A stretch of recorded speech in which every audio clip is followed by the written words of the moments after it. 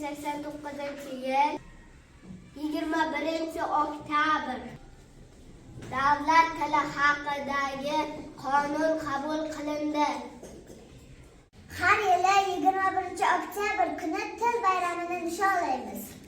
Men 1-sinfga qadam qo'ydim. Men chiroyli yozishga harakat qilyapman.